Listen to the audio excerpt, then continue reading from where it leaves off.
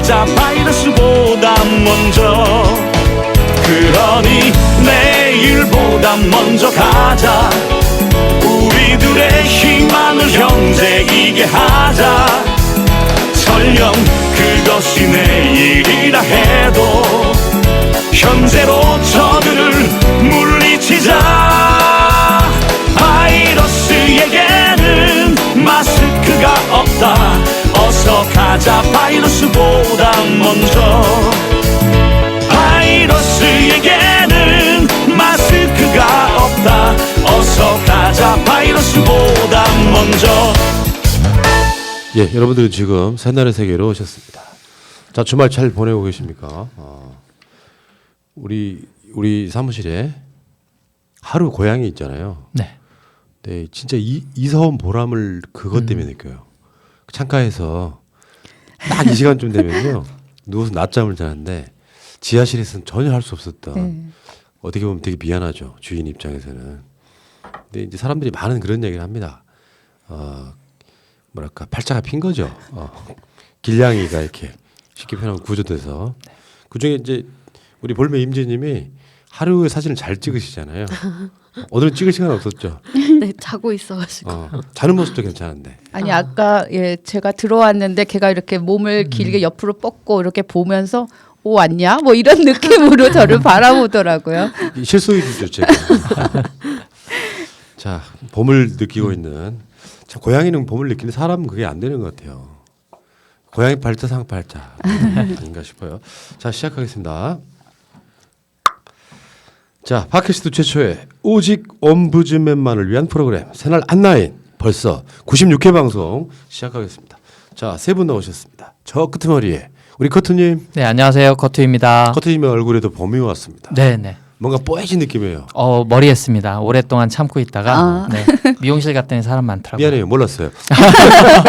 괜찮아요. 이제라도 아셨으면 됐죠. 감사합니다. 옆에는 정명수님. 네, 안녕하세요. 정명숙입니다. 초콜릿 만드는 여자. 네, 또 까먹었어요, 이름을. 쇼콜라띠에. 쇼콜라띠에. 네. 언제쯤 돼요? 아직 배우는 중이고요. 언제쯤 돼요? 뭐 제가 매장을 차리면 되겠죠? 그렇구나. 오늘도 초콜릿을 가지고 오셨습니다. 네. 중독되고 있습니다, 지금. 어떡해요? 자, 그다음에 볼메 임지님. 안녕하세요, 볼메 임지입니다. 딱 그 정도 나이 되면 봄 되면 마음이 싱숭생숭하지 않아요?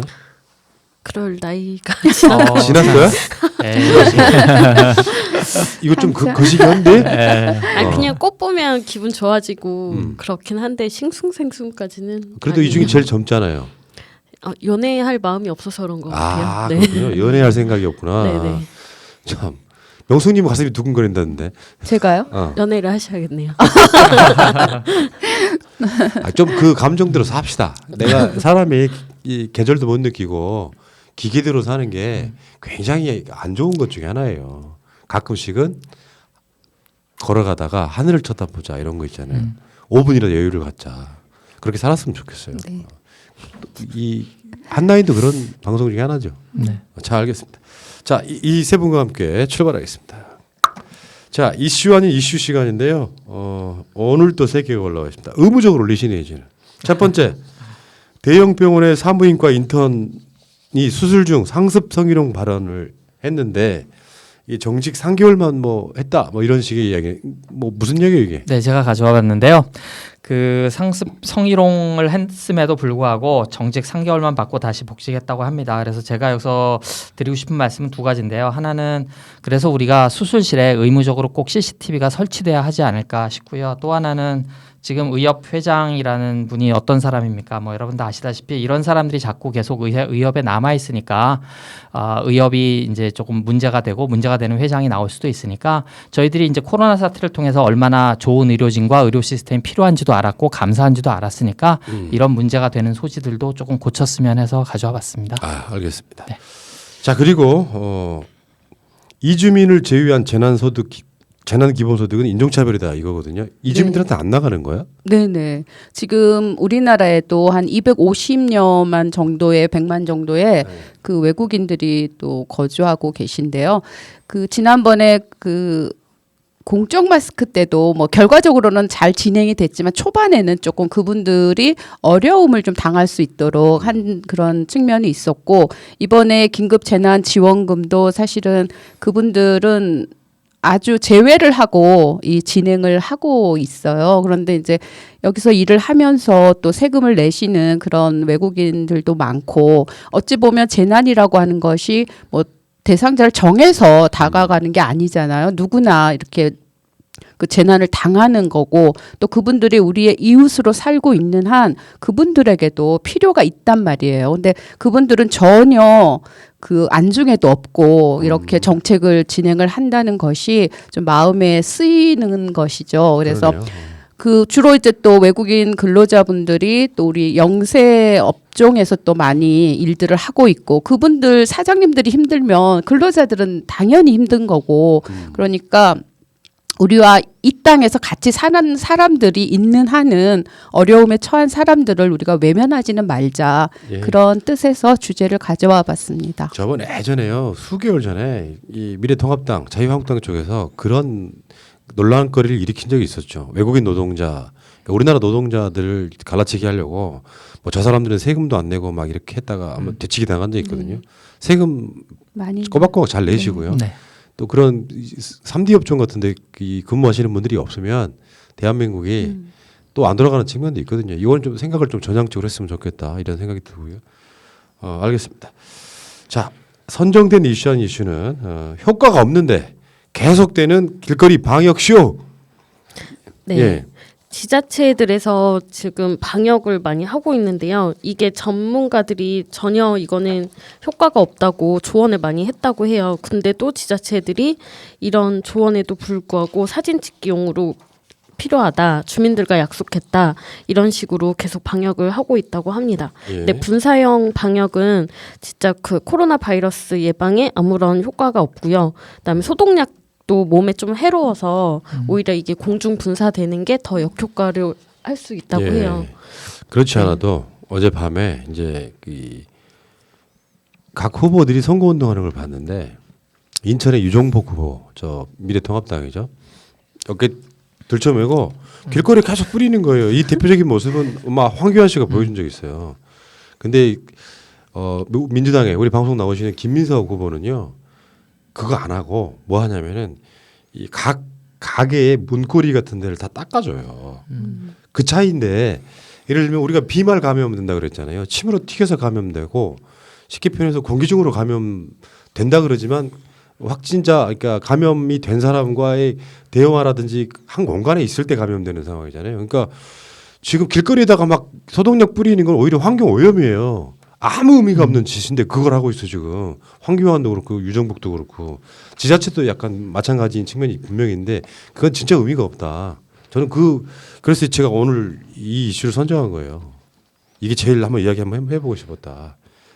네, 김민석 후보님처럼 그렇게 소독제 묻은 걸레나 천으로 직접 이렇게 닦아주는 게 더 가장 효과적이래요. 효과가 있죠. 네, 그리고 이제 이것뿐만이 아니라 선거철 되면은 전통시장 같은데 가서 뭐 먹고 하고 이런 것도 사실은 저는 이제는 좀 안 했으면 좋겠다 싶어요. 사실 그분들이 그렇게 상식적으로 생각해 보면 뭐 전철 탈 일도 그다지 많진 않고 뭐 재래시장 가서 장 볼 일도 사실은 많지 않은데 그것을 구태여 또 이렇게 보여주기 식으로 하는 거는 그 자신들도 속이는 거고 또 상인들이나 또 국민들도 사실은 속는 거나 마찬가지니까 그런 일은 속보이는 일은 진짜 안 했으면 좋겠어요. 그러니까요.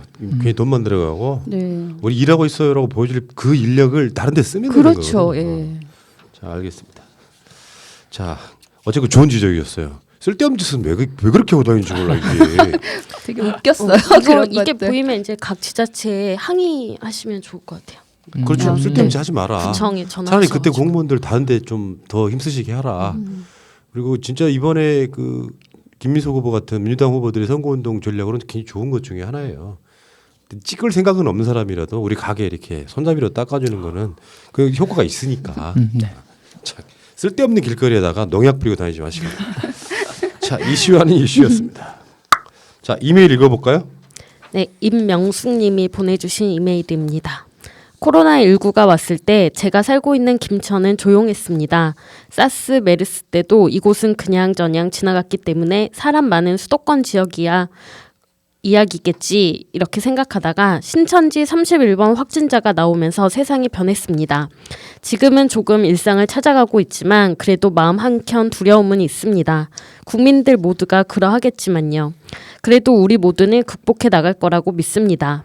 지난 정부였으며 어땠을까 생각하면 아찔한 현기증이 오지만 지금은 그때를 생각할 필요조차 없는 문재인 정부이니까요. 지난 대선 때 나의 선택이 얼마나 옳았나를 생각하면서 스스로 머리를 쓰담쓰담 해줍니다. 내가 나라를 구한 거야 하고요.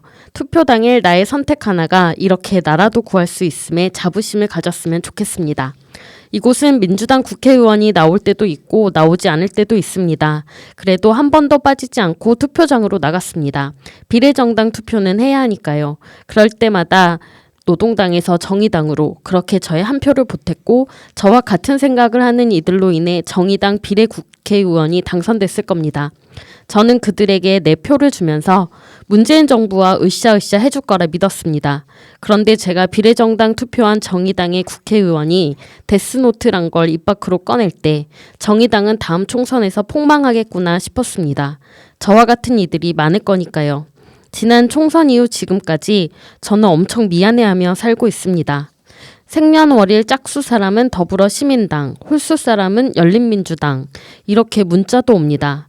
우린 스스로 어떻게 하면 한 사람이라도 더 국회로 보낼까 고민하고 있습니다. 문재인 보유국 국민들은 위대하고 현명하며 자랑스럽습니다. 이번 선거날이 기다려지면서도 한편으로는 두렵습니다. 그래도 꿋꿋하게 투표하고 활짝 웃으며 개표 상황 지켜볼 겁니다. 제발 막바지에 싸우지 말기, 헐뜯지 말기. 그래서 나라 지킵시다, 문재인 지킵시다, 새날 지킵시다. 읽어주셔서 감사합니다. 예. 김천 이재농원에서 우리 민주당 지킴이죠. 김천 임명숙님께서 보내주신 메일인데 싸우지 말기, 헐뜯지 말기. 맞아요. 제가 그런 얘기를 많이 드리는 편인데 대개 다수의 국민들은요 같은 편끼리 싸우는 걸 제일 싫어해요. 정의당도 마찬가지고 최근에 비례대표 논란도 그렇습니다. 묵묵하게 내가 내 이야기만 하면 상관없는데. 어떤 그 이슈를 가져와가지고 내부적으로 싸우잖아요. 그런 이야기하면 방송 사람들이 안 듣더라고요. 듣기 싫은 거야. 꼴보기 싫은 거야. 그러니까 가급적이면 네거티브한 거 말고 이 포지티브한 걸로 대화를 하게 되면 훨씬 더 좋다는 말씀을 드려보고 싶어요. 어쨌건 김천 또는 뭐 성주 이때 투표했을 때 사드 때문에 니들이 뭐 어쩌고저쩌고 막 그 답 없다 막 이런 식의 이야기 하잖아요. 제발 그러지 않았으면 좋겠습니다. 그때보다 지금보다 다음이 지지율이 훨씬 올라가는 상황 보면서 잘하십니다. 괜찮습니다. 아직 국회의원 안 나왔지만 다음 선거 때는 민주당 국회의원도 나올 수 있겠네요. 라고 하는 그런 식의 희망을 줘야지 찍은 사람들은 뭡니까? 욕을 하면은 저는 그거 진짜 반대하거든요. 뭐 이제 총선 분명히 치러지고 대구 경북 쪽에 저쪽 사람들이 의석을 많이 가져가면 분명히 그런 식의 댓글이 달릴 거예요. 우리 청취자분들은 절대 그러시지 마십시오. 야, 지지율 올라갔네. 이렇게. 큰 미래를 보고 밭을 갈아야죠. 바로 막 농작물이 자라는 건 아니니까. 자, 임명숙님 살아있는 어떤 지성이라고나 할까요? 희재농은 잘 되시기 바라겠고요. 자, 넘어가겠습니다.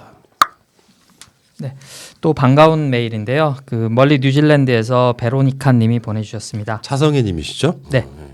안녕하세요. 푸나님과 새날 한나인 팀. 느닷없이 불어온 코로나19의 위기에 전 세계가 마치 전쟁과도 같은 공포와 혼돈의 소용돌이에 휩싸인 듯합니다. 대륙과 멀리 떨어져 안전할 것 같았던 이곳 뉴질랜드도 지금은 최고 수준의 비상 경계 명령이 내려졌고 최소한의 기본적인 업종을 제외한 모든 국민이 4주 예정으로 완전 봉쇄에 들어간 지 일주일이 되었네요. 지금까지 708명의 확진자와 1명의 사망자를 기록하고 있는데 꼭지점을 찍고 하강 곡선이 계속되기를 조심스럽게 기대하며 갑작스러운 휴가 또는 강금 생활을 최대한 즐기기 위해 나름 갖가지 노력들을 하고 있어요. 개개인이 코로나 바이러스를 가지고 있다 여기며 확실하고 예외 없는 사회적 거리 두기로 서로를 보호하여 모두가 우려하는 지역 감염을 예방한다면 점차 안정되어 4주의 봉쇄 작전 후 정상적인 일상으로 다시 돌아갈 수 있기를 기대하고 있어요. 슈퍼마켓에 가면 서로 2m 이상의 거리 두기로 길고 엉성한 줄에 서서 기다리다 한 사람 나오면 한 사람이 들어가 15분 이내로 쇼핑을 마치고 나오는 영화 같은 현실도 점점 적응이 되네요. 그래도 우리는 몬티 데리고 한적하고 평화로운 마을 주위를 산책할 수 있으니 고마울 따름입니다. 하루에 2번 하던 산책을 3번, 4번 하고 하루 종일 함께 여유 있게 지내니 몬티는 웬복인가 하고 좋아서 마구 애교를 부립니다. 산책하다 아주 가끔 만나게 되는 사람들과 서로 멀찍이 떨어져 안녕하세요, 아름다운 아침이죠 하는 어색한 사회적 거리두기 인사도 점점 익숙해져 갑니다. 여기서는 4주간에 혹시 또 더 길어질지도 모르는 완전 봉쇄로 인해 줄어드는 개인의 수입은 국가가 보조금을 지급한다니 헐, 완전 3분의 1은 세금 하면서 낸 돈을 요렇게 꼭 필요할 때 충분하고 적절하다 싶을 정도로 돌려받네 싶어서 보편적 복지국가의 정통을 보는 듯 합니다. 아침마다 날아오는 선물, 새날을 들으며 하루를 시작하고 한국의 총선 관련 뉴스들도 재미있게 들으며 특히 코로나19 위기 대응을 정말 총명하고 적극적으로 대응해서 자국민의 안전과 생명을 최우선으로 하는 문재인 정부의 진정어린 노력과 그 결실을 보며 큰 감동을 받고 있어요. 세계 모든 곳에서 대한민국 정부와 국민에게 아낌없는 찬사를 보내고 있네요. 대한민국 화이팅입니다. 정말 자랑스러워요. 남편 월터도 한국 상황 어떠냐고 매일매일 관심 있게 물어봐요. 제가 간추려 브리핑 해주곤 하는데 민주적이고 전문적이며 체계적인 대응에 감동을 받으며 위기를 기회로 만드는 대한민국 정부와 국민에게 아낌없는 박수를 보내고 있어요. 무엇보다 이번 한국 국회의원 선거 4.15 총선 기대됩니다.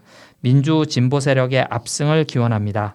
발목 잡던 물귀신들 대부분이 또는 말끔히 사라진 품격 높고 건강한 21대 국회와 함께 촛불 정부 문재인 정부의 과감하고 속도 있는 검찰개혁, 언론개혁을 선두로 드디어 사람이 먼저인 나라다운 나라, 더불어 잘 사는 진정한 복지국가 대한민국으로 튼튼하게 자리매김할 생각에 벌써 마음이 설레입니다. 민주주의를 사랑하는 촛불 시민, 깨시민들 모두 힘내세요. 언제나 최선을 다하시는 푸나님과 새날, 그리고 한나인님들 늘 건강하시고 매일매일 행복하시길 소망합니다. 뉴질랜드에서 집콕 중인 차성의 월터 몬티가 같이 인사 올려요. 고마워요 새날, 사랑해요 새날. 자, 멀리 뉴질랜드에서 지금 그 호주 오세아니아 뭐 그쪽 대륙에서 지금 뭐 이게 그러는가 봐요. 근데 확실히 그러시죠. 이제 예전 같으면은 선진국 정도 되는 나라에서 대한민국을 이렇게 뭐랄까 불쌍하다 이런 느낌으로 바라봤다면 지금 오히려 아시아의 동북아시아에 있는 선진국가 이런 느낌일 것 같아요. 전체적으로 보시면 진짜로 문 대통령하고 통화하려고 외국의 정상들이 지금 10명 이상, 그러니까 뭐 20명 가까운 분들이 짬짬이 문 대통령과 통화를 한대요.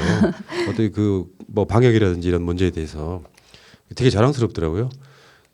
세계 G2 시진핑이 먼저 연락을 합니다. 그다음에 트럼프가 전화를 합니다. 그리고 많은 나라들이 지금 문 대통령하고 통화 한번 해보려고 하는, 왜냐면은 실제로 뭔가 이루어지는 것보다는 가장 모범적으로 방역하는 나라니까 그 나라의 정상들도 그런 생각하는 거예요.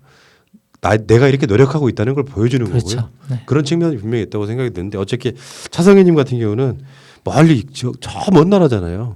사실 가본 적도 없는 그 먼 나라에서 계속 이렇게 우리 방송 들으시면서 해변 산책하시고 요거 생각하면 마음이 어떻게 보면 좀 찡하기도 하고 감사되는 말씀 드리고 싶어요. 차송혜님은 네. 뉴질랜드 새날 통신원 같은 그러니까 그런 역할을 하시는 것 같아요. 네. 자, 알겠습니다. 여기까지가 이메일이었고요. 자, 댓글로 가겠습니다. 네, 이씨님. MBC 대박 쳤네. 이제 판은 완전히 기울어졌다. 춘장 이제 짐 싸야겠네. 배종철님. 조국 장관 가족이 당했고 지금도 당하고 있는 고초와 그로 인해 우리가 받은 스트레스와 모멸감과 두려움을 생각하면 검찰, 언론, 외구당 그리고 프레임에 갇혀 설레발치면서 아직도 헤어나오지 못하고 있는 XXX들 싹 다 어디로 보내버리고 싶다. 부들부들. 굴러 너굴님. 공식 선거운동 시작하는 첫날에 맞춰서 쓰레기 검찰의 정치 개입, 선거 개입. 검찰은 해체 후 재편해야 합니다. 국민위에 군림하는 이런 공무원 조직은 없는 이만 못합니다. 선출직 대통령도 제 멋대로 못하는 시절에 검언유착, 정치 개입, 무소불위 검찰은 해체시키고 새로운 기소 전담 공무원을 뽑아야 합니다.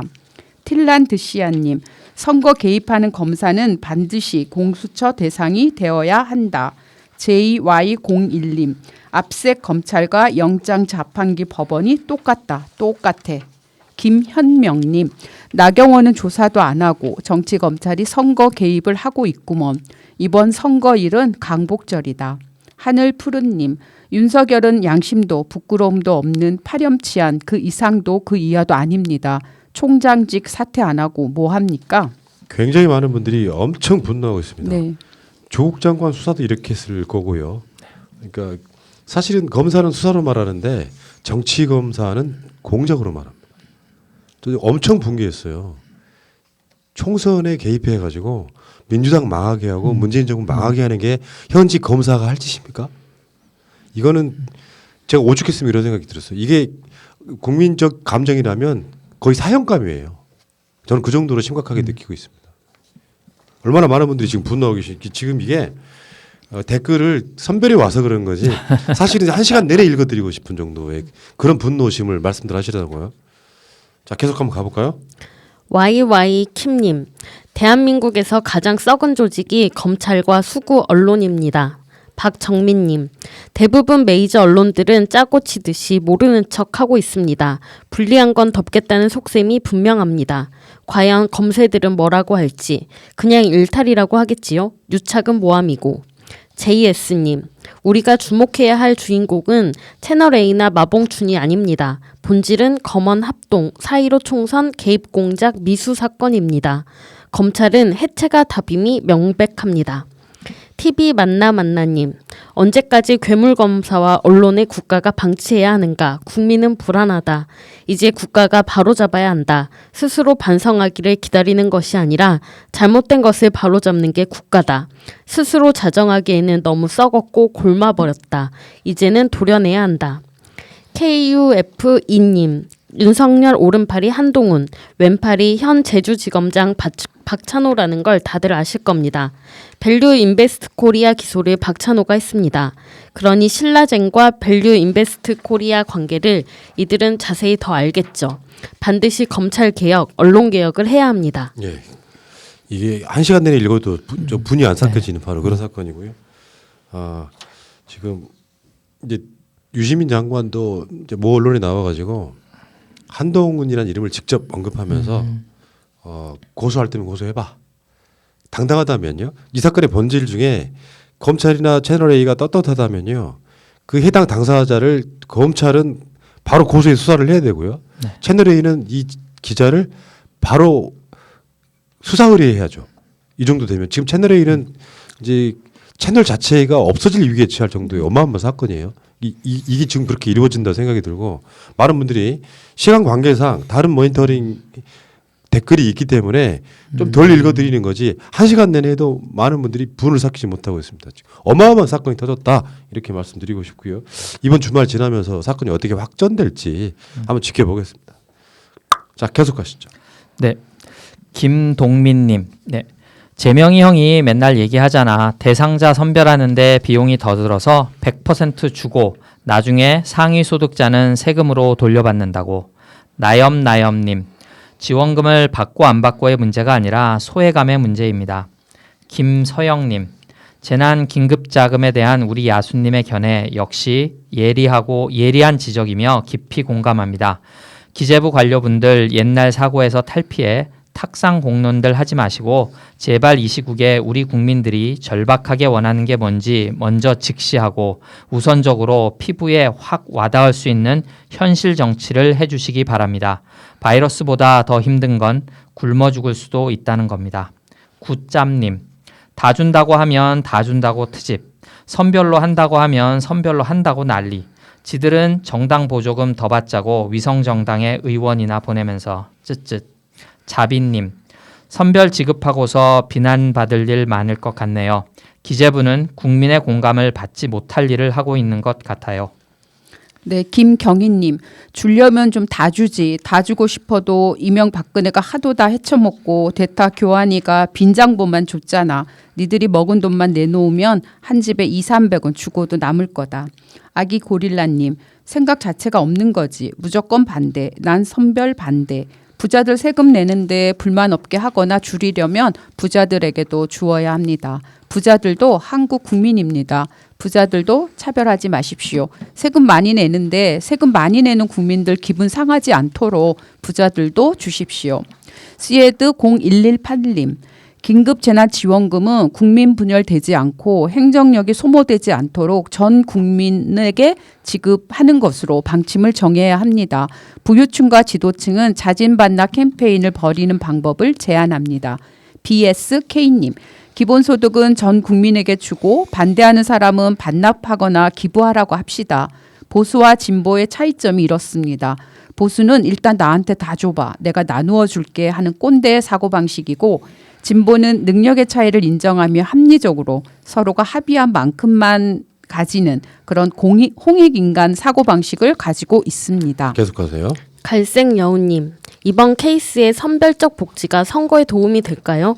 적더라도 모두 공평하게 나눠주는 게 그동안 새날에서 얘기했던 것과도 같다고 보는데, 미통당 지지했던 사람들이 그 돈 받고 잘했다고 민주당 찍어줄 것 같지도 않고 갈팡질팡하던 중도층만 떨어져 나가는 거 아닌가 하는 생각이 드네요. 민주당이 선거에서 꼭 압승했으면 하는 바람이 있지만 이번 정책은 글쎄요. 행복가치님, 재난지원금은 그냥 차별 없이 다 주라고. 왜 이렇게 보는 사람들을 힘들게 하는 건가? 그냥 주고 세금을 따로 받으라고.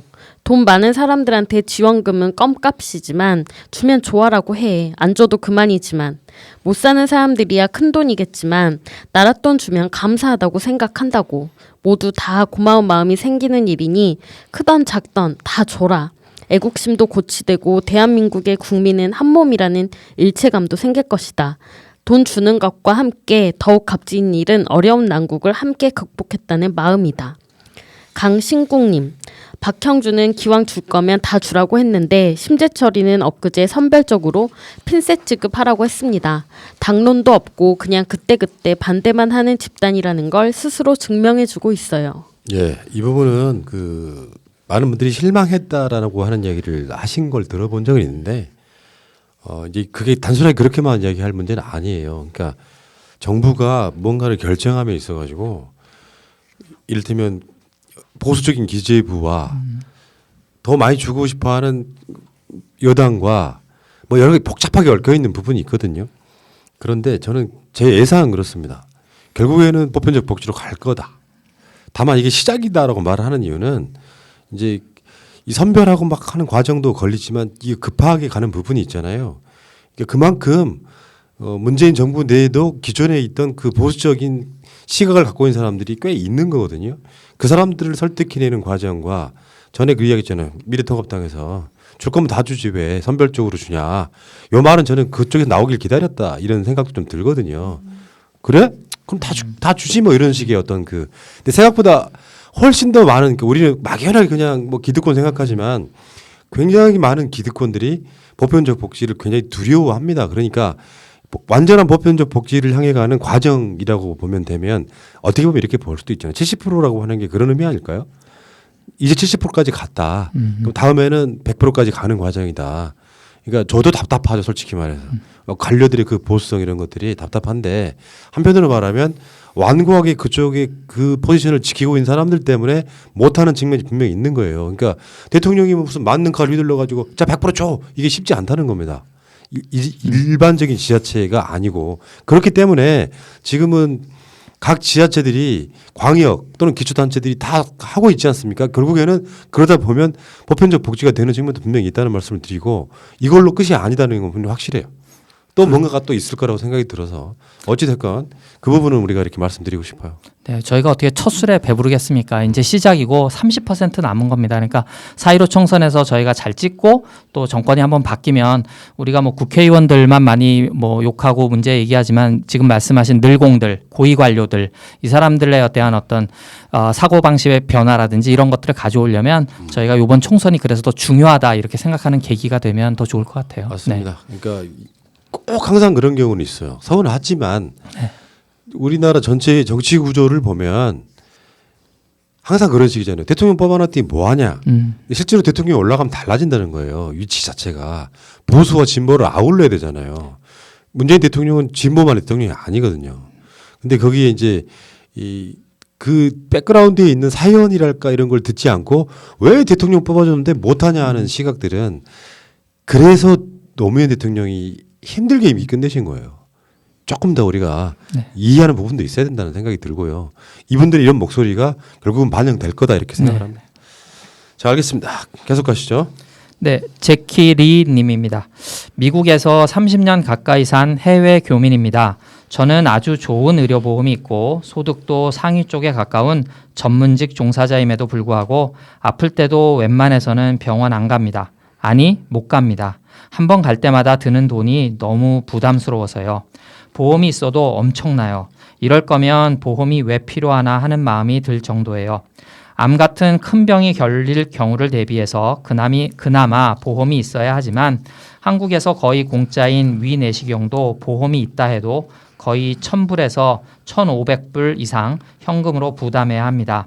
이번 코로나 검사도 엄두가 나지 않아 감기인지 코로나인지 몰라서 아플 때 스스로 자택근무하면서 2주간 감기약으로 겨우 버텼습니다. 대한민국 국민들은 정말 복 받으신 겁니다. 문재인 정부 보유국이잖아요. 큰성님 님 공약을 지키고 품격과 존엄을 갖춘 민주당이 진짜 보수입니다. 망언 막말로 오로지 정신 승리뿐인 것들은 가짜 보수이죠. 플러스 뉴님 민주당이 자꾸만 열린민주당을 밀어낸다면 더불어민주당 지역구에 타격 있을 겁니다. 그때 가서 열린민주당 때문이라고 하지 마시고 언행에 조심해 주세요. 열린민주당이 남입니까? 정의당은 포용하려고 했으면서 열린민주당은 왜 밀어내려고 합니까? 기장님, 더 시민, 열린민주 분열 안 되도록 힘써주시는 모습 감사합니다. 우리도 이번만큼은 어느 당이 더 좋아 안 좋아 이런 거 하지 맙시다. 마음상에서 선거에도 안 좋고 선거 후에도 문제됩니다. 제발 평가질은 하지 맙시다. 뭐 늘 제 주장인데요. 네. 이런 건 있어요. 예를 들어서 좀 예민한 주장이긴 한데 문 대통령은 어느 당을 찍을까? 그러면서 문 대통령이 민주당을 찍을 거다라는 이야기, 대통령이 찍는 당을 찍어야 된다라는 그 말 틀린 말은 아닌데 그건 모르는 거죠. 사실 어떻게 보면. 근데 문제는 문 대통령도 한 번은 고민할 거다 이런 생각이 들어요. 어느 당을 찍을 것인가. 그러니까 대통령이 어느 당을 찍느냐가 정답이 아니라 대통령도 더불어시민당을 찍을 건지 열린민주당을 찍을 건지 한 번은 고민할 것 같다는 생각을 해봤어요. 거기까지가 우리가 취해 있는 현실이라고 생각이 들어요. 그러니까 네가 맞네 내가 맞네 이런 게 아니고 제 생각이 이런 거거든요. 현실로 벌어져 있는 일이에요. 근데 나는 기본적으로 그렇거든요. 그 열린민주당 같은 사람들을 배타적으로 쳐내는 것은 저는 선거 전략으로도 나쁘다고 생각해요. 아까 말씀드렸잖아요. 그런 이슈를 갖고 지지고 볶고 싸우는 이슈를 내면 사람들이 안 듣는다고. 말하자면 이런 거지. 서로 이렇게 좋게 가는 모습을 보여줌으로써 오히려 더 시너지가 나는 국민들 대표적으로는 그런 거거든요. 선거 때 보고 느끼면 예전에 그 김무성이 옥새 들고 나르샤를 할 때 거기에 지지층이 실망을 하고 투표장에 안 나오고 그 선거 대피하고 이런 게 있거든요. 근데 열린민주당이 민주당이 아닌 건 확실하죠. 개체적으로 보면. 근데 정서적으로 그런 측면도 분명히 저는 필요하다고 생각합니다. 뭐냐면은 왜 지지율이 오를까에 대한 아주 근원적인 민주당의 고민도 필요하다는 거예요. 그래 선의의 경쟁이 된다면 훨씬 더 양당이 좋아질 거고 저는 장기적으로는 한 당이 될 거라고 믿는 상황이기 때문에 뭐 그런 쪽의 어떤 고민들을 좀 해보았으면 좋겠다 이런 생각이 듭니다. 그렇죠. 지금 말씀하신 대로 뭐 우리 당이 더 좋아 이런 논쟁이 계속되다 보면 결론은 나지 않고 투표율만 하락하면 결국 두 당 모두에게 해가 되는 거니까 저희들이 왜 화이부동이라고 꼭 같다고 다 좋은 게 아니고 다르지만 같이 화합할 수 있잖아요. 이제 그런 생각으로 조금 이해하셔도 뭐 좋은 결과가 나올 것 같습니다. 네. 자 계속합시다. 네, 현경 로젤님. 더불어시민당 비례대표 보면 훌륭한 분들 정말 많더라고요. 저는 관성으로 지지하는 게 아니거든요. 실제 1번에서 10번까지 보시면 셀럽이 아니어서 그렇지 그 분야에서는 진짜 사회에 기여하신 분들이잖아요. 그리고 특히 시민당 대표나 관계자 쪽은 조국 수호 때도 치열하게 싸우신 분들이고요. 몰랐던 보물들을 발견한 느낌입니다. 한일전에 딱 맞는 후보까지 있습니다. 김종태님, 민주당의 걱정은 그럴 리야 없겠지만 손혜원 의원, 정봉주 의원이 초심을 잃을까 하는 것입니다. 자라보고 놀란 가슴, 소뚜껑 보고 놀란다고 우리는 정의당의 변질을 보고 걱정하는 거죠. 물론 열린민주당의 면면을 보면 싸울 줄 아는 파이터들입니다. 하지만 화장실 갈 때와 나올 때가 다르다고 초심을 잃고 사심이 자리 잡는 순간 역사의 죄인이 될 것입니다. 우리가 지켜보고 있습니다. 가스총님입니다. 오늘 아침 일찍 베트남 호치민 총영사관에 가서 투표하고 왔어요. 우리 편 한 명 더 만들어서 같이 가서 최소한 우리 표 2장 만들고 왔습니다. 김은선님, 앞으로 기가 찰 일이 많을 것 같은 예감입니다. 우리는 똘똘 뭉쳐야 합니다. 김정숙님, 김대중 노무현 안 계셔서 그립고 문재인 대통령 너무 고생해서 짠하고 조국 장관 가족의 삶이 부서져서 안쓰럽고 코로나 잡는 여전사 정은경님은 너무 용감해서 걱정되고 어느 순간 국민의 아픈 손가락 같은 애잔함이 날마다 눈물을 훌쩍이게 합니다. 하루빨리 코로나가 지나가고 눈물 대신 웃는 얼굴로 위에 분들을 보고 싶습니다. 예, 맞아요. 그러니까 사람의 유전자 속에는 나는 평화로움을 갈망하는 본능이 있다고 생각해요. 근데 가끔씩 호전적인 분들이 있어. 내 말이 아니면 다 가짜 이렇게 생각하시는 분. 저는 그건 아니라고 생각하고요. 자, 이런 식의 어떤 그 논란들보다는 자 서로 힘내자라고 하는 그런 시기가 아닌가 싶어요. 그럼 민주당의 선거 전략도 조용한 선거, 걱정 말아요 그대 이런 느낌으로 가고 있지 않습니까? 자, 좋은 세상이 올 거라고 믿고요. 자, 이것도 또 지나가리라 뭐 이런 생각으로 한번 살았으면 좋겠습니다. 자, 계속 하시죠. 권희경님, 저는 미국 남부 시골에 살고 있습니다. 여기서도 프레지던트 문을 문프로 잘 알고 있을 정도입니다. 여긴 시골이고 아주 보수적인 사람들인데도 이분들이 저를 만나면 엄지척하고는 한국에 가고 싶지 하십니다. 늘 한국이 내 마더랜드라 말하고 다닌 자부심에 우리 문프께서 그 이유와 정당성을 부여해 주셨습니다. 아시는지요? 그 무한대의 신뢰와 자랑스러움을. 악플다는 님들 제발 사실을 보길 바랍니다. 마음이 아파요. 맞는 것을 아니라고 쓴 글을 읽으면요. 그리고 우리 문프 위에 국민을 위해 총선에서 승리하기 위해 노력하시는 새날 식구들 고맙습니다. 우리는 승리할 것입니다. 예, 이 부분은 좀 언급하고 가겠습니다. 미국에서도 이제 한국 사람이라고 하면 엄지척이라고 한다잖아요. 최고다 진짜. 최근에 이제 그 미래통합당 쪽이 왜 중국 사람들 안 막았냐. 정말 말도 안 되는 쓸데없는 소리고요. 가장 먼저 막았던 나라 이탈리아가 지금 어떻게 됐는지도 보셔야 되고요. 그러니까 마스크가 너무 능력 부족한 게 아니냐. 최근 나오는 뉴스들은 이제 약국 앞에 사람들이 줄을 안 섭니다. 충분히 이제 남는다는 거예요. 맞아요. 그래서 지금 이제서야 미국 사람들이 마스크를 쓰기 시작했어요. 네. 문화적 차이랄까 거부감도 분명히 있었지만 근데 일본은 어떤 상황이 벌어졌는지 아세요? 면 마스크를 가정당 2개씩 보급하겠다. 이게 아베의 최근의 발언 중에 하나예요. 근데 그러면은 마스크 잘랐어야 돼요. 4인 가족은. 그 정도 상황까지 왔거든요. 우리는 최소한 처음부터 그런 일은 없었습니다. 지금은 이제 완벽하게까지는 아니더라도 90% 이상의 거의 코로나를 아주 모범적으로 막는 그런 세계적 선진국이 됐다는 말씀을 드리고 그런 미국 사람들 엄지척할 만하죠. 그렇죠. 네. 진보는 또 빨리 배우니까. 네. 진보가 빨리 배우는 게 아니라 한국 사람이. 네, 맞습니다. 멍텅구리님, 빈곤층이 보수를 지지하는 경향은 어느 나라나 동일한 현상입니다. 먹고 사는데 허덕거리다 보니 정보를 접할 기회가 없는 거죠. 영국의 브렉시트 찬성도 소득 하위층이 압도적이었습니다. 민주주의가 꽃피려면 빈부격차 해소가 핵심입니다. 미아킴님, 실방에 늦기도 했지만 들어와서 채팅창을 보는 순간 숨이 턱 막혀서 힘들었네요. 채팅창 가득 누가 옳으네 누가 틀렸네 험한 말들이 오가고 정말 보고 있기 힘듭니다. 제발 싸우지들 마세요. 등록금, 큰애가 서울에서 게임 그래픽 공부를 하는데 학점제 전문 학원에 다닙니다. 등록금만 400만 원이 넘고 학교 근처 원룸텔 방세까지 치면 정말 등골이 휩니다. 코로나 사태로 계약은 자꾸 늦어지고 방을 다시 얻거나 할 수 없어서 사용도 못하고 있는 방세는 2달째, 이제 석 달째 들어갈 판입니다.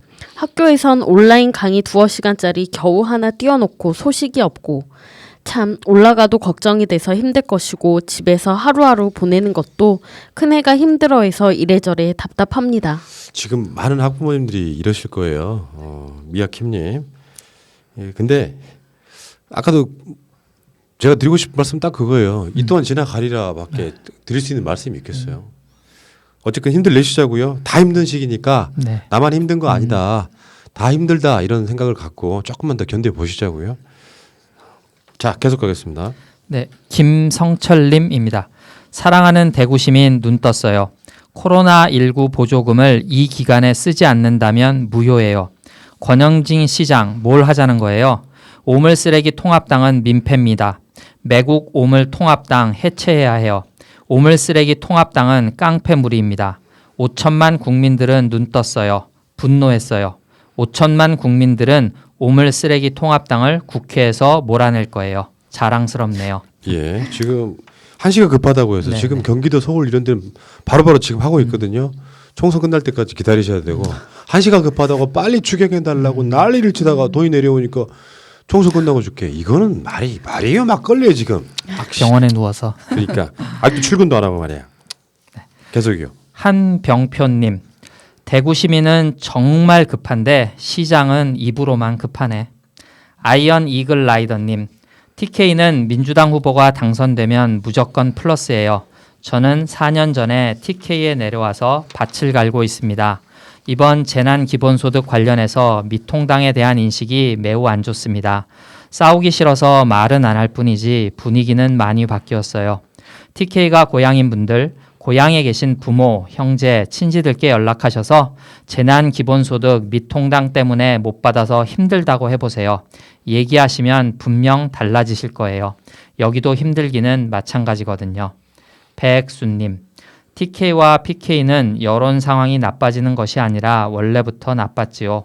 좀 좋아졌다고 착각하고 있었지만 그래도 천천히 변하고 있습니다.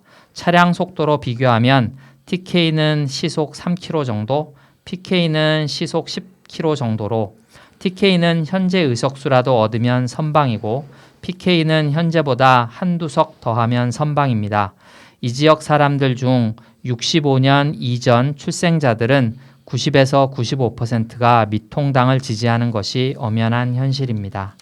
중년의 시작 운동으로 몸짱님, 언론개혁, 검찰개혁, 정치개혁, 극우 친일 적폐 기득권 세력 퇴출, 국민들을 총칼로 죽인 독재자들을 배출하고 아직 지지하는 극우 신천지 세력의 본산 대구 경북은 아주 낮은 민도 안타깝다. 나는 부산 출신이지만 같은 경상도로 묶이는 게 부끄럽다.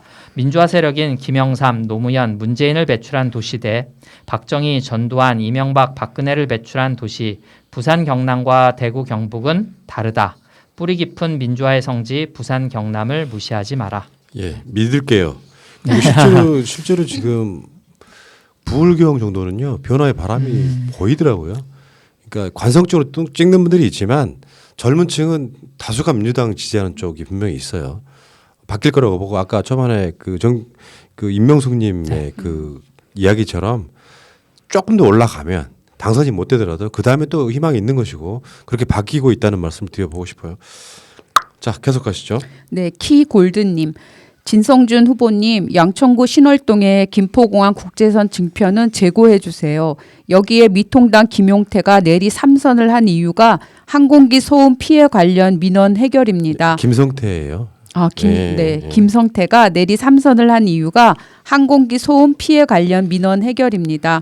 그걸 건들면 여기서 민심이 돌변하니까 조심하셔야 되고 이용선 후보와도 꼭 논의하셔야 합니다. 그렇지 않으면 이번에도 신월동 또 내주게 됩니다. 엣지맨님.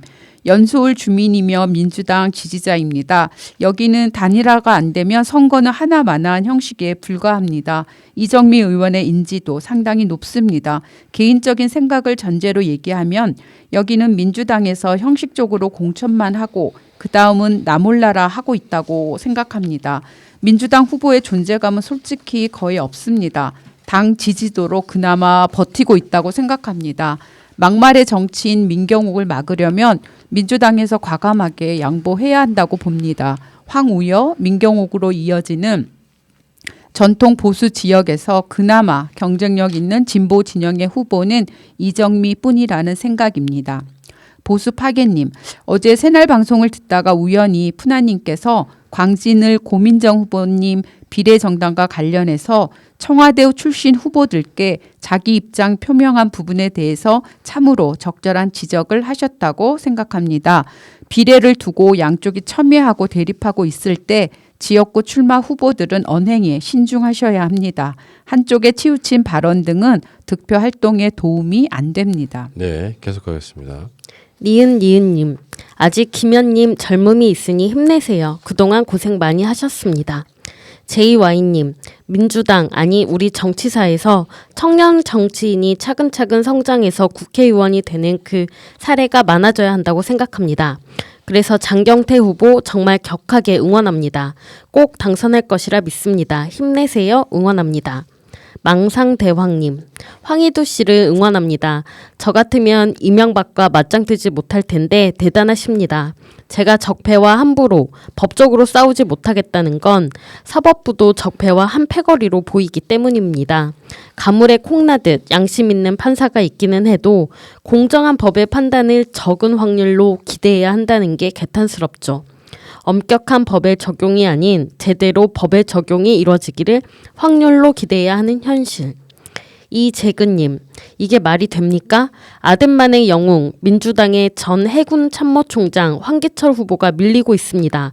황기철 37%, 미통당 43%. 해군의 도시 진해에서 미통당 후보에게 밀리고 있다는 게 이게 말이 됩니까?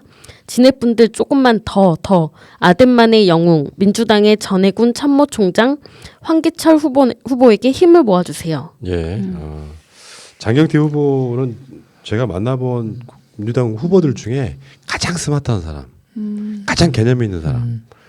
이것도 필요하거든요. 정당 생활을 오랜 시간 하면서 민주당의 결에 맞게 성장해 온 사람이어서 괜찮았고요. 그다음에 황희두 씨를 이명박 쪽에서 고발한 거는 황희두라고 하는 인물이 민주당의 청년 목세 선대위원장이에요. 그러니까 민주당 외곽에서 때리기 뭐 이렇게 보시면 될 것 같고, 다음에 황기철 후보 같은 경우는 저는 잘 될 거라고 생각이 좀 들어요. 이게 지금 이 전 해군 참모총장이기도 하시고 아마 언론에 나왔던 인물들 중에는 가장 해군을 빛낸 인물이라고 일단 보는데 초반에는 그렇습니다. 관성적으로 뭐 미통당 찍었던 사람들이 미통당 후보를 찍는데 선거전이 들어가고 알려지기 시작하면 이 황기철 후보의 인지도랄까 지지도는 더 올라갈 거라고 믿어요. 확신합니다. 자, 계속 가겠습니다. 네, 타라스님, 국민을 위한 정치가 아니라 정치를 위한 정치를 해왔던 김종인 같은 사람들 때문에 우리 국민이 얼마나 손해를 봤나요? 하지만 지금은 2020년 어림도 없습니다. 질 떨어지는 소리는 질 낮은 사람들이나 듣겠죠. 국민 수준이 얼마나 높아졌는지 저 양반은 모르시는 듯. 이씨님, 못 살겠다 갈아보자. 그래, 친일 적폐 갈아보자. 파랑세다님, 김종인은 돈 냄새만 나면 어디든지 찾아간다. 정치 철학이라곤 찾아볼 수 없는 인간이다. 김종인이 4년 전 민주당 비대위원장으로 들어와서 민주당을 망쳐놓고 안철수만 키워주었다. 지난 대선에서는 철수를 중심으로 빅텐트를 해보려다 실패하고 지금은 적폐본당 미통당으로 가서 대한민국을 망치려 하고 있다. 국민은 미통당을 통곡당으로 몰고 갈 것이다. 이런 경우를 마이너스의 손이라고 합니다. 많은 사람들이 착시 현상이 있는 거예요, 진짜로. 네. 김종인이 선대위원장을 잘했으면요, 더 잘 국민의당이 호남을 그렇게까지 못했다고 생각을 하거든요. 그러니까 이 일당이 된 것에 대한 착시 때문에 사실은 140석, 50석 먹을 수 있는 기회를 날려버린 장본일 수도 있다고 생각해요. 그러니까 김종인은 이제 그 마이너스의 선이 또 미통당에 작용하기라고 저는 믿습니다. 계속 가겠습니다. 네, 남김광호님. 찬스에 강한 여자 나경원. 얼굴에 철판 깔은 여자 나경원. 거짓말을 밥 먹듯이 하는 여자 나경원. 일본 사람이라고 착각하게 만드는 여자 나경원. 이번 선거 이후로 제발 보게 되지 않기를 하나님께 기도합니다. 아멘. 긴김밤님. 나경원이 한 번도 자기 욕심을 위해서 정치하지 않았다는 거 보면 가훈이 정직이라던 이명박이 생각나요. 친일 프레임 법적 조치 우는 어이 상실. 수십 년 종북 타령. 그 버릇 못 고치고 친중 타령하는 정당이 어딘가요? 다스베이더랑 이희재에 보이니까 이수진 후보 웃으며 뼈 때리는 매력이 있고 소탈하더라고요. 이재근님. 약은 약사에게, 떡실신 연기는 권영진에게, 의전 시계사랑 육포맛은 황교안에게, 아베사랑 우리 일본 자위대 주어 검증 미국 국적 취득 빠루 사용법은 나경원에게, 애들 밥 뺏는 것은 오세훈에게, 역주행과 막말은 김진태에게, 논문 표절과 조롱은 전희경에게, 가래침과 비웃음은 민경욱에게, 아바타 인증과 국중주의는 안철수에게, 선별적 복지와 의료 민영화는 미래통합당에게, 보편적인 복지와 공공의료는 더불어민주당에게. 예, 좋습니다. 자, 계속 가시죠. 벨루가님, 제가 정치과학 이론을 하나 만들었습니다. 자유당에서 원내대표 한 사람은 다 떨어진다. 김성태, 정진석, 나경원, 심재철, 정우택. 이들 공통점은 자유당 원내대표 출신이라는 점입니다. 김성태 벌써 날아갔고 현재 여론조사 보면 나머지 사람들도 다들 날아갈 가능성이 농후합니다. 이유는 자유당 원내대표로서 미디어에 얼굴 계속 노출되는데 노출되면 될수록 비호감도가 상승합니다.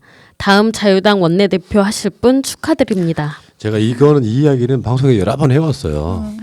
원내대표 잔혹사라고 해서 비호감도가 높아지는 것이, 그러니까 당장은 공천도 받고 네. 좋을 수 있는데 국민한테는 진짜 밉상되는 바로 그 역사가 있는 것 같습니다. 예. 라팔로마님, 통합당은 왜 이렇게 점점 무슨 짓을 해도 목적만 달성하면 되는 극성스런 인물들만 남았는지. 김진태, 이현주, 장제원, 심재철, 윤상현, 김태흠, 홍준표, 오세훈 등등. 다 이런 자들만 남아서 보수다운 보수는 없나요? 한심해서. 80지님, 자유한국당 족속들 총선 결과 대참패. 국회에서 또다시 무릎 꿇고 저희들이 잘못했습니다. 이럴 거라고 예상합니다. 분명히 그렇게 될 겁니다. 그랬으면 좋겠습니다. 오삼만님, 언주야 섭섭하네. 다시 못 보게 될 것 같아서. 앞으로 존재감의 위기가 느껴지면 간혹 머리 깎고 울어. 그냥 울어봐. 근데 나는 뭔 재미로 살까? 가끔 언주 보면서 나는 저러지 말아야지 하면서 살았는데. 예. 자, 알겠습니다. 자, 계속 가시죠. 네, 허영종님. 국가 재난 위기인데 대기업들은 사내 유보금을 쌓아놓고 기부도 안 하면서 이 와중에 세금 깎아달라고 요구합니다. 참 뻔뻔하다. 대한민국은 있는 사람들의 공공의식이 너무 없습니다. 완전 미통당 정체성과 똑같습니다. 정신개조가 절실히 요구됩니다. 어찌님, 저들은 정권 부정부패도 모자라 사자방으로 주머니 채워놓으니 복지는 관심 1도 없다.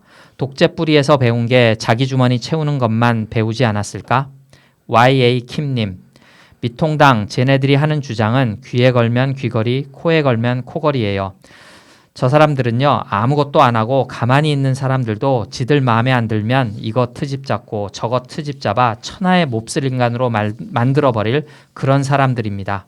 그냥 저 사람들 싸그리 붙잡아다가 저 멀리 외딴 무인도에 가둬버리거나 저기 아마존 원시림에 떨거나 버리고 싶은 심정이에요. 예, 저도 그렇습니다. 네. 자, 여기까지가 여러분들의 댓글이었고요. 자, 오직 공감분 시간입니다. 저한테는 나이 차이가 좀 나는 오빠가 하나 있는데요.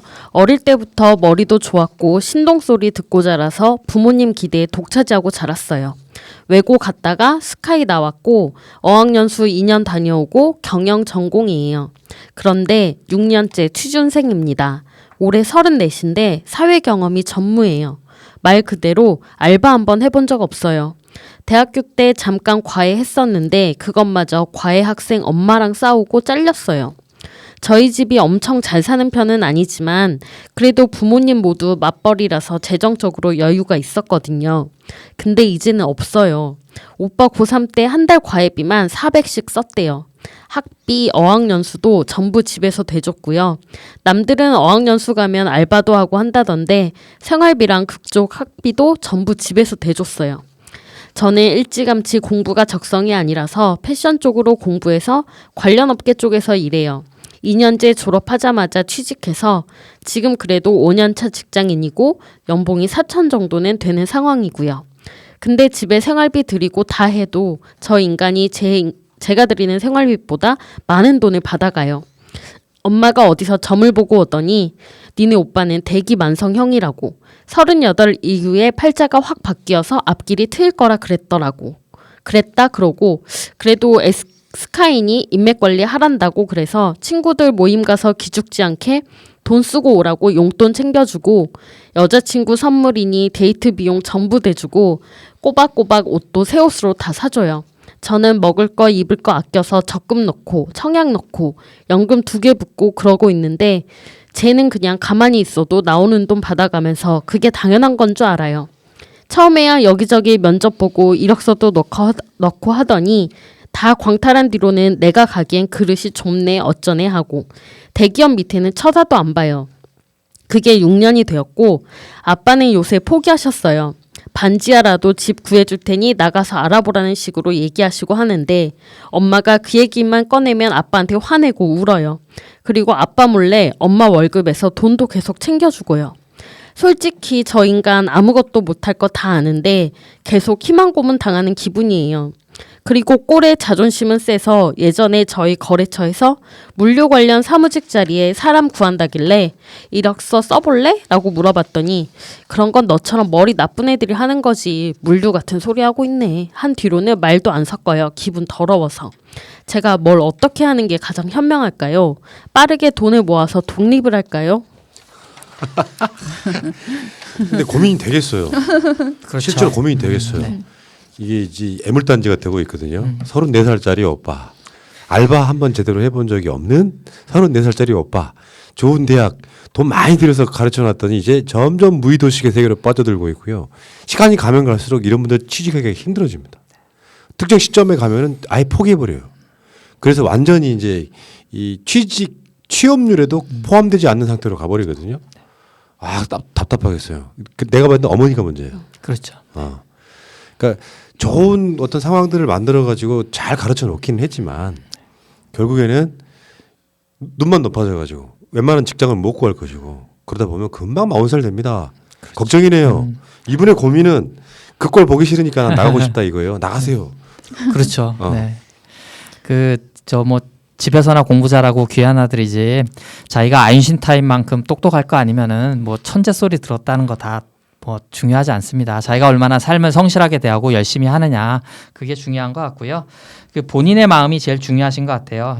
그래서 저는 그냥 현실적으로 2가지를 권해드리고 싶은데 돈을 혼자 독립하시는데 아마 지금 하시는 일에 뜻이 있고 괜찮으시면은 패션 쪽으로 뭐 유학을 가시거나 자신을 위해서 더 공부를 하시거나 투자를 하시거나 아니면 저는 본인이 살 보금자리를 하나 빨리 준비하셔서 거기에 이제 지금 버시는 돈을 계속 준비해서 혼자 좀 뭘 할 수 있는, 그렇지 않으면은 계속 뭐 미안하니까 뭐 이렇게 돈 들이고 하다 보면 결국은 나도 쓰지 못하고, 그러면 나중에 내가 뭐 오빠라든지 부모님을 도와드리고 싶어 도와드리지 못하거든요. 본인이 먼저 자리를 잡으실 수 있도록 자신에게 투자하든가 자신의 보금자리라든지 뭘 준비하시든가 물적 기반을. 네. 괜찮을 것 같아요. 혹시 집안에 그런 분 계세요? 저는 이걸 읽으면서 약간 제 얘기 같기도 한 측면이 조금 왜, 왜, 있어요. 그러니까 저 같은 경우도 그러니까 이제 뭐 기대를 좀 많이 받으면서 하고 제 일을 뭐 나름대로 한다고 이제 좀 결과적으로는 다 좀 안 좋게 풀린 거죠. 그러니까 이제 좀 어찌 생각하면 부모님들 입장에서는 이제 투자를 했는데 좀 제대로 안 풀렸으니까 뭐 걷어들이는 것도 없고, 그러니까 저 같은 경우 굉장히 힘든 그 시간이 있었어요. 그럴 때 동생이 이제 마침 저희 동생이 이제 약국을 하니까 동생이 언니 이제 약국에 나와서 좀 사람도 좀 경험하고 세상도 좀 알고 하면 좋을 것 같아라고 했어요. 근데 만약에 그런 얘기를 그 전에 들었으면 제가 뭔 소리야 나를 어떻게 보고라고 생각할 수도 있었는데 제가 이제 워낙에 힘든 상황이고 하는 것마다 조금 안 되면서 자존심은 많이 상하고 막 이런 상태가 되니까 그러니까 제가 막다른 길에 쓴 거죠. 그러니까 그거를 고맙게 받아들이게 되는 그 순간이 있었어요. 그래서 그렇게 해서 나가면서 이제 조금 더 활기를 찾으면서 이제 나름으로 해가지고 지금 여기까지 온 건데, 제가 생각할 때는 동생분도 어차피 오빠 인생이니까 일단 동생은 동생의 삶을 그냥 사는 게 좋을 것 같아요. 아예 신경도 쓰지 말고 미워도 그 감정이 있는 걸 인정하고 그냥 살아가시고, 오빠는 오빠가 결정적으로 변하거나 결정적으로 자기가 나서야 된다고 생각하지 않는 한은 오빠는 그냥 그렇게 살 수밖에 없는. 그러니까 오빠 스스로가 알 때까지는 답이 없을 거라는 생각은 저는 해요. 그리고 엄마가 문제세요. 확실히 이건 또 뭐 저희 집안에 또 그런 일이 있는데 엄마가 아들한테 손을 맞아요, 떼셔야 맞아요. 돼요. 이거 절대 돈 건네주거나 아들 불쌍하다고 여기고 감싸주시면 절대로 안 돼요. 제 경험은 저는 이제 이 친구 오빠랑은 좀 반대로 살았던 사람인데 한 번 딱 망해가지고요. 어떤 길도 막혔을 때 제 경험을 돌이켜 보면 가장 간절했던 게 혼자 막 길거리 아무 일 없이 돌아다니면서 누군가 나 좀 잡아주면 좋겠다라는 생각을 했었거든요. 결국은 잡아준 사람은 사실 없었어요. 내 스스로가 이제 다시 일어서기까지 좀 시간이 걸리긴 했는데 결국에는 아까 명성님 말씀이 딱 정답이에요. 본인이 깨닫지 못하면 안 되는데 계속 케어가 되는 상황이면 깨달을 기회가 사라지는 거거든요. 그러니까 어떤 특정 시점에는 내가 이러면 안 되겠다라는 생각이 들고 눈높이도 낮춰야 되고요. 시간이 가면 갈수록 취직은 힘들어져요. 특정 시점 가면 포기해버린다니까요. 그러니까 이제 일본 같은 한국에서도 40살 넘어서도 어머니나 아버지 밑에 사는 캥거루족이라고 부르지 않습니까? 이렇게 되는 날 금방 와요. 빨리 깨닫게 하시려 그러면 아까 말씀하신 것처럼 마구 내치는 건 좀 그렇고 아버지가 하시는 것에 엄마가 저렇게 울며 불며 반대해버리면 상당히 곤란해집니다. 그러면 결국 자식 망치는 일이라고 저는 생각이 들어요. 전 지금 이제 생활비 드리는 거를 약간 용도를 바꿔서 어머니한테 새로운 취미거리를 안겨주거나 심리치료를 꼭 받으셔야 된다고 봐요. 어머니가 지금 34세 아들을 이렇게 끼고 도는 거는 아무것도 하지 않는데 대기만성형은 이루어질 수 없거든요. 저 어머니한테 꼭 뭔가 변화의 계기를 먼저 마련해줘야 될 것 같아요. 오빠는 자기가 알아서 어떻게든 살 거고. 네. 그럼 우리 임지님은 그런 오빠가 있는 것 같은 느낌이야. 뭔가 공감돼서 가져왔어요. 제가 첫째. 동생이라도. 동생이 소금 많이 써있죠. 네. 사람은 그런 게 있거든요. 마지막으로 드리고 싶은 말씀은 자식에게 잘 되기 위해서 부모가 헌신적인 노력을 하잖아요. 자식은 자기 뜻대로 되는 게 아니고 계획했던 대로 되는 인생은 사실 없습니다만 나는 내 생각은 그렇거든요. 교육시켜놓고 난 시점까지는 한국적 정서에서 부모의 책임이라고 쳐도 그 순간 이후에는 부모가 책임지면 안 돼요. 자식을 위해서라도. 제 경험상 그렇습니다. 자, 새날 한나인 96번째 방송 같이 했고요. 계속 봄이 계속되고 있는데 이제 총선도 얼마 남지 않았거든요. 진짜 이기는 법 한번 만들어 보고 싶어요. 이기는 법. 이기는 법. 자, 이 세 분과 함께했던 한나인 이번 주 방송 마치겠습니다. 다음 주에 또 봬요. 네. 고맙습니다. 감사합니다. 현재로 저들을 물리치자. 바이러스에게는 마스크가 없다. 어서 가자 바이러스보다 먼저. 그러니 내일보다 먼저 가자. 우리들의 희망을 형제이게 하자. 설령 그것이 내일이라 해도 현재로 저들을 물리치자. 바이러스에게는 마스크가 없다. 어서 가자 바이러스보다 먼저.